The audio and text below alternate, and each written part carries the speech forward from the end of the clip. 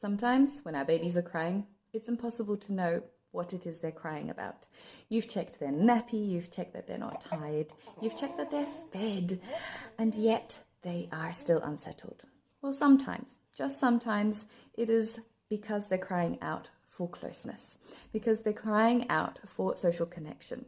They're missing us. And the reason they're missing us is because we are their points of reference. We are the things that help our babies feel safe and secure in this huge surrounding space that they just cannot orient in. With the help of our smell, with the help of our voices, with the help of our heartbeats, we are helping our children adapt to this wild and wonderful world. I think a really good example of showing what it is that we're doing by being these points of orientation for our children is by telling you a story of a hiking experience that we had. Here in Switzerland, when you go hiking, it is just the bomb. It is incredible. You've got a pathway, you've got the map, you've got the signposts, and you know direction to go up. Brilliant. And then when you reach the summit, oh my goodness, the views are just stunning. One time, together with my sister, we decided to go hiking in South Africa, hiking up Table Mountain. And as we entered the national park of the Table Mountain, there was this very large sign at the entrance that was saying, "Enter at your own risk." We thought, well, we've got all of this hiking experience here in Switzerland. What could possibly go wrong? A couple of meters down the path, the pathway just completely disappeared. There was no signposts, and we didn't have a map.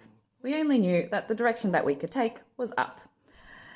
Halfway up the hike, a humongous mist descended upon us. And I think that was the most anxiety-invoking experience we've ever experienced, quite frankly, because we couldn't see past the length of our hands, outstretched arms. And there was nobody to guide us. There was no guide that could take us by the hand and say, hey, this is the way to go. We made it in the end, and the higher we went, obviously the mist became lesser and the view was worth it. But just to give you an understanding of how frightening an experience that was.